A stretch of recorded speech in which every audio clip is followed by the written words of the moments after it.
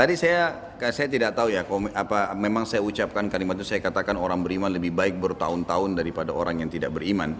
Tapi yang jelas kalau saya pun ucapkan, memang itu maknanya benar. Orang-orang yang beriman tentu jauh lebih baik. Kalau ada orang yang baru masuk Islam tadi ditanyakan, kemudian dia meninggal, apakah dia tidak termasuk orang soleh?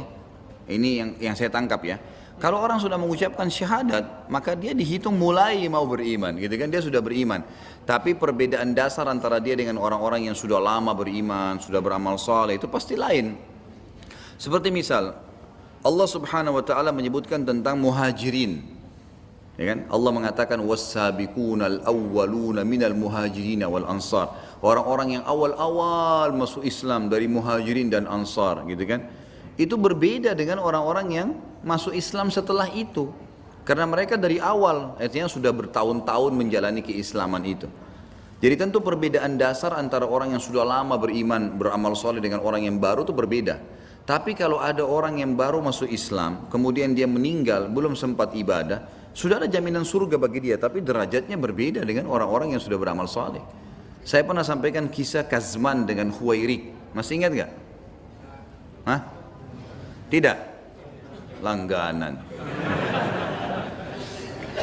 Kazman ini nama orang Ansar yang terkenal sekali waktu di perang Uhud, kekar badannya dan pemberani. Dia sempat menyerang dalam baru saja bertemu musuh, sama musuh itu sudah bisa membunuh 6 sampai 7 orang.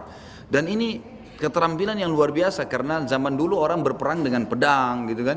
Bukan kayak sekarang 1 kilometer tinggal nembak bisa bunuh orang, tapi ini enggak. Maka sahabat-sahabat kagum mengatakan, ini orang nih si Kazman ini pasti masuk surga. Kebetulan waktu mereka ucapin itu Nabi SAW ada di situ.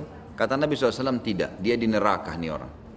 Para sahabat penasaran, kok bisa orang seperti ini luar biasanya membunuh musuh, dan ada hadis Nabi berbunyi, ya tidak akan bersatu seorang Muslim dengan orang kafir yang dia bunuh di kancah peperangan di neraka. Artinya kalau dia sempat membunuh orang kafir, dia sudah ada jaminan tidak masuk ke neraka, dia masuk surga gitu kan. Nah ini orang sudah membunuh 6-7 orang, kok Nabi bilang di neraka ini, gitu kan? Gimana memahaminya? Diikutinlah orang tersebut. Ternyata Kazman ini menyerang musuh dengan beraninya sampai ada satu musuh menebas betisnya, sobek berdarah, gitu kan? Mengucurlah darah dengan banyak. Kazman kesakitan, dia tidak tahan, dia keluar dari kancah peperangan, diikuti oleh beberapa sahabat dari jarak jauh, dilihat nih. Ternyata dia turun dari kudanya, diambil pedangnya, ditusuk badannya sendiri, dia bunuh diri. Dan dia sempat mengucapkan kata-kata, dia bilang, saya berperang untuk membela kaum saya. Ternyata bukan untuk agama Allah Subhanahu wa taala, gitu kan? Maka karena itulah Nabi mengatakan dia masuk dalam api neraka. Kejadian yang hampir serupa itu ada satu orang namanya Khuwairik. Khuwairik ini pendeta Yahudi. Waktu terjadi perang Uhud itu tahun 3 Hijriah, selepas sholat duha, gitu kan? Jadi pintu gerbang, misalnya meja ini Madinah, dan di depan ini ujung meja ini adalah pintu gerbangnya. Tempat teman-teman di saf pertama ini adalah Gunung Uhud. Jadi Gunung Uhud itu dulu di luar pintu gerbang kota Madinah. Makanya pasukan Quraisy itu datang ke wilayah Uhud itu sudah ada di pintu gerbang Madinah. Nabi SAW manuver dari belakang benteng Madinah itu ke kebun-kebun Uhud, kemudian menghadap kepada musuh sehingga musuh tidak jadi menyerang Madinah.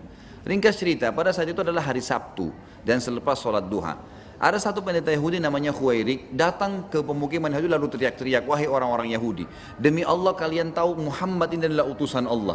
Enggak ada satu pun di antara kalian yang tidak tahu. Pasti tahu, ini benar Nabi. Kenapa kalian tidak beriman?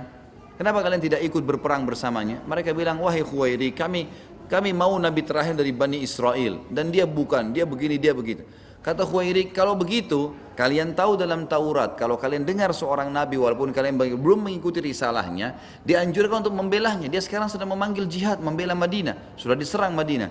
Mereka bilang ini hari Sabtu, kau tahu hari Sabtu kami tidak akan berperang, banyak alasannya. Lalu kata Khuwairik, kalau begitu saya tidak akan mempedulikan kalian dan saya akan pergi.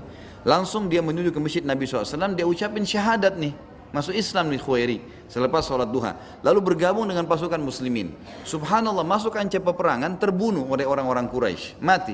Begitu dia tergeletak jatuh mati, Nabi SAW lihat, Nabi mengatakan, siapa di antara kalian yang mau lihat orang yang tidak pernah sujud sekalipun tapi masuk surga, ini orangnya. Karena dia sempat syahadat habis sholat duha, gitu kan? Subuh kan belum, karena sudah lewat ya, dia syahadat. Dan duhur belum sampai, duhur belum masuk waktunya, dia terbunuh. belum masuk kewajiban dia untuk sholat, maka dia meninggal. Dan kata Nabi SAW, siapa yang lihat ahli surga yang belum sujud satu kali pun, ini orangnya. Artinya memang orang kalau masuk Islam kemudian dia terbunuh sebelum menjalankan kewajiban yang memang dia ketahui atau belum masuk waktunya, insya Allah ada jaminan surga buat dia. Tapi berbeda dengan orang yang sudah bertahun-tahun Islam, bertahun-tahun ibadah, beda. Orang 50 tahun nih, 50 tahun selalu puasa, sholat, semua jaga ibadah. Dengan ada orang umurnya juga 50 tahun, sama dengan orang yang pertama, tapi baru sadar 1 tahun yang lalu. Sama dengan ini, tentu beda, gitu kan? Pasti beda, secara akal manusia jelas. Karena orang kerja di perusahaan sekian tahun dengan orang kerja baru tahun lalu, ya pasti beda prestasinya, gitu kan? Iya, seperti itulah kurang lebih.